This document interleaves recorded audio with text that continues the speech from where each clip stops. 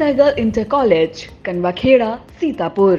Admissions open for session 2024-25 for class 9th and 11th. Trained, highly qualified and experienced staff. Transport facility available. Value-based education system. Contact now for your children's bright future. Refined oil और process जैसे unhealthy oils ने तो जैसे पूरे market पर कब्जा ही कर लिया है, मगर अब आप इसकी चिंता ना करें, क्योंकि आ गया है वंश कोल्हू का प्योर सरसों कच्ची घानी ऑयल। लकड़ी कोल्हू मेथड से तैयार, ये है नेचुरल और हेल्दी भी। वंश कोल्हू प्योर सरसों कच्ची घानी ऑयल के साथ। वंश कोल्हू, तेल सही मिलेगा यहीं। इस धौरारा से हमारे साथ आनंद भदौरिया जी हैं, जिन्होंने आज पर्चा दाखिल किया है, नामांकन किया है। ये सीट इसलिए भी इम्पोर्टेंट हो रही है, काफ़ी महत्वपूर्ण मानी जा रही है, क्योंकि अखिलेश यादव के बहुत ही खास आनंद भदौरिया जी MLC रह चुके हैं और कई जिलों में अपना राजनीतिक दखल रखते हैं, चाहे सीतापुर हो और चाहे लखीमपुर खीरी हो। हम बात करते हैं आनंद जी, किन मुद्दों को लेकर आप धौरारा में दोबारा अपनी किस्मत को आजमा रहे हैं? नहीं, किस्मत नहीं आजमा रहे हैं, जनता की लड़ाई लड़ने के लिए चुनाव के मैदान में है और इसलिए उम्मीद करते हैं कि जनता इस बार समाजवादी पार्टी को, इंडिया गठबंधन को मौका देगी धौरारा लोकसभा क्षेत्र में। और निश्चित रूप से जो हम लोगों का घोषणा पत्र है इंडिया गठबंधन का, कि अगर दिल्ली में हुकूमत बनती है तो जैसे 2009 में सारा का सारा कर्जा माफ़ हुआ था, वैसे 2024 में सरकार बनने पर किसान का सारा कर्जा माफ़ करेंगे। गरीब जो महिलाएं हैं उनको साल में 1 लाख रुपए देने का काम करेंगे। 30 लाख नौकरियां तत्काल भरने का काम करेंगे और जो नौजवान हैं, ज़्यादा पढ़े लिखे हैं, उच्च शिक्षा प्राप्त हैं, उनको अप्रेंटिस के लिए 1 लाख रुपए देने का भी काम करेंगे। साथ ही साथ धौरारा लोकसभा क्षेत्र के अंदर ही नहीं, पूरे प्रदेश में सर्वत्र व्याप्त है थाने और तहसील का भ्रष्टाचार। हम अपने क्षेत्र में भ्रष्टाचार पे कैसे लगाम लगाई जा सके, एक सांसद की उसमें भूमिका क्या हो सकती है, अगर जनता मौका देगी तो उसको थाने और तहसील के भ्रष्टाचार पर अंकुश लगाने का काम करेंगे। और दिल्ली में जब भी मौका मिलेगा पहली बार बोलने का, तो आवारा जानवरों की समस्या के को उठाने का काम करेंगे। और जब तक कोई अस्थायी समाधान नहीं निकल जाता तब तक दिल्ली सरकार को चैन से नहीं बैठने देंगे। एक चीज़ आनंद जी है, आप काफ़ी समय से सक्रिय हैं धौरारा क्षेत्र में, सीतापुर के भी हरगांव और मोहाली में हैं।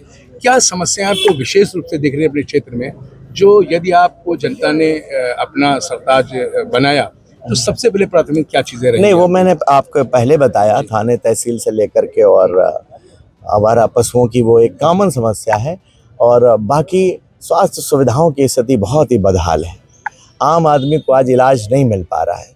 तो इसलिए इन समस्याओं पर भी हम लोग लड़ाई लड़ने का काम करेंगे। और सिर्फ अगर सांसद बन करके रह जाएंगे तो हम कह दें कि हमारे पास जादू की छड़ी है, हमारे सांसद बनते ही धौरारा क्षेत्र की सारी समस्याओं का समाधान हो जाएगा, तो ये बड़ी बड़ी डींगे हाँकना होगा। हाँ, अगर दिल्ली में हमारी हुकूमत बनती है, जनता अगर बनाती है और हम लोगों को धौरारा से प्रतिनिधित्व करने का मौका मिलता है, तो ज़रूर हम लोग गुणात्मक परिवर्तन स्वास्थ्य सुविधाओं में, मूलभूत समस्याओं में और जनता के हित में, समाज के अंतिम पायदान पर खड़े व्यक्ति के चेहरे पर मुस्कान लाने के लिए जो भी फैसलाकुन कार्यक्रम हो सकेंगे उनको लागू कराने का काम करेंगे। आज आप नामांकन कर रहे हैं, यहाँ पे हम देख रहे हैं आपके साथ कई पार्टियों के लोग हैं, गठबंधन दिख भी रहा, कांग्रेस के लोग हैं और कई पार्टियों के लोग हैं। किससे अपना मुख्य मुकाबला आप वहाँ पे देख रहे हैं? जातिवाद की भी राजनीति लोग कर रहे हैं आपके क्षेत्र में, तो क्या लग रहा है कि लोग जातिवाद को ध्वस्त करके आप पे विश्वास करके आगे बढ़ाएंगे, या आपको क्या लग रहा है वहाँ का माहौल? नहीं, बहुत अच्छा सवाल आपने पूछा। धौरारा लोकसभा क्षेत्र के अंदर समाजवादी पार्टी इंडिया गठबंधन का चुनाव जनता लड़ रही है। बाकी लोगों का चुनाव कुछ चंद ठेकेदार लड़ रहे हैं, सत्ता के मठाधीश लड़ रहे हैं, सरकारें लड़ रही हैं। हमें भरोसा है कि जनता बाकी लोगों की जमानत जब्त कराने का काम करेगी और जनता की उम्मीदों का गठबंधन, इंडिया गठबंधन के उम्मीदवार को दिल्ली भेजने का काम करेगी। दूसरा सवाल आपने पूछा था कि जातीय समीकरण की बात कर रहे हैं। जहाँ तक सवाल जातीय समीकरण का है, 2014 में भी हम लोग चुनाव लड़े थे, उस समय दूसरे जातीय समीकरण थे, उस समय दूसरे समीकरण थे, लेकिन वो साल दूसरा था, ये साल दूसरा है। अब दूसरे समीकरण है। उस समय हम और दाऊद साहब आमने सामने थे, अब दोनों लोग मिल करके हम लोग चुनाव लड़ रहे हैं। कांग्रेस पार्टी मुकाबले में थी, अब कांग्रेस पार्टी हमारे गठबंधन में है। तो कहीं ना कहीं चीज़ें बदली हैं और इतनी बदली हैं कि 4 तारीख को मुझे लगता है कि किसकी जमानत बचेगी ये अभी 4 तारीख पर छोड़ देना चाहिए।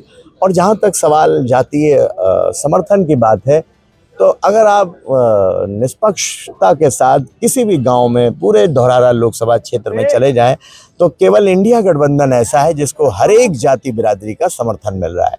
कोई भी ऐसी जाति बिरादरी नहीं जिसका समर्थन ना मिल रहा हो, भले कोई कम हो कोई ज़्यादा हो, लेकिन बाकी के जो उम्मीदवार हैं वो जाति सोच रहे हैं कि कहाँ बैठने की जगह मिल जाए, लेकिन उन्हें बैठने की जगह भी नहीं मिल रही है। इन सब के पीछे एक दिन इनके साथ भ्रमण कर लीजिए, जितने उम्मीदवार हैं इनके साथ एक दिन व्यतीत कर लीजिए, आपको खुद ही अंदाजा हो जाएगा कि जनता क्या फैसला करने जा रही है। एक आप बड़े नेता हैं, कई जिलों में आपकी राजनीतिक दखल है, 400 पार का जो नारा चल रहा है, आपको लग रहा है कि पहले चरण का जो चुनाव हुआ है, क्या लगा कि बीजेपी के नारे में कुछ दम है या कहीं ना कहीं हवाई नारा साबित हो? नहीं, मैं बड़ा नेता नहीं, एक समाजवादी पार्टी का जैसे सब कार्यकर्ता है वैसे मैं भी एक छोटा सा कार्यकर्ता हूँ, और कहीं दखल की बात नहीं, क्योंकि धौरारा लोकसभा क्षेत्र दोनों जिलों में लगता है, इसलिए दोनों जिलों में राजनीतिक सक्रियता रखनी पड़ती है।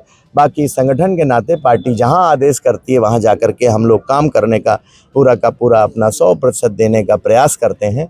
और जहां तक सवाल 400 पार की बात है, तो मुझे ये लफ्फाजी से ज़्यादा और कुछ नहीं लगता है।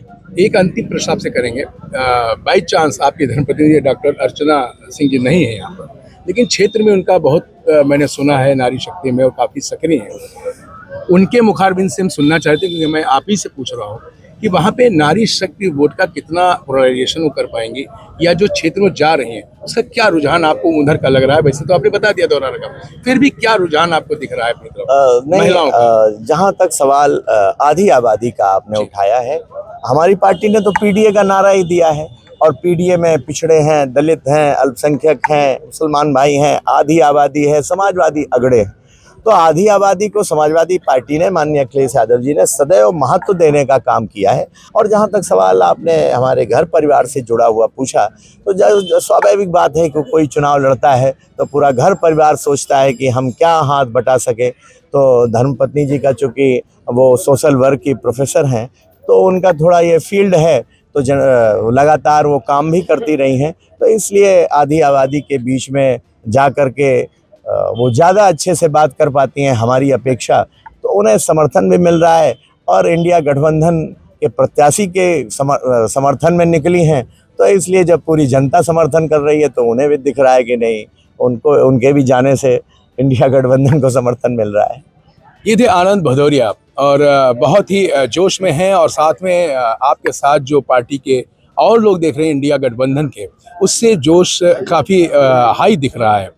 डॉक्टर अर्चना सिंह के साथ साथ आनंद भदौरिया पूरे धौरा क्षेत्र में भ्रमण कर रहे हैं, उम्मीद जता रहे हैं कि इस बार उनकी विजय निश्चित होगी, जाति धर्म से ऊपर उठकर जनता उन्हें वोट करेगी, और इस बार सभी जो आंकड़े हैं वो ध्वस्त करके आनंद भदौरिया धौरारा से कहीं ना कहीं सांसद बनने की उम्मीद कर रहे हैं। कैमरा एडिट के साथ आई इंडिया के लिए शाम जुनूत्री, लखीमपुर खीरी।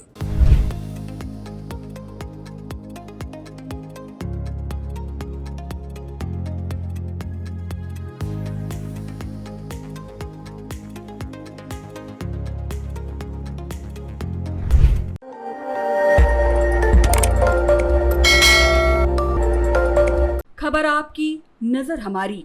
देखते रहिए आई इंडिया।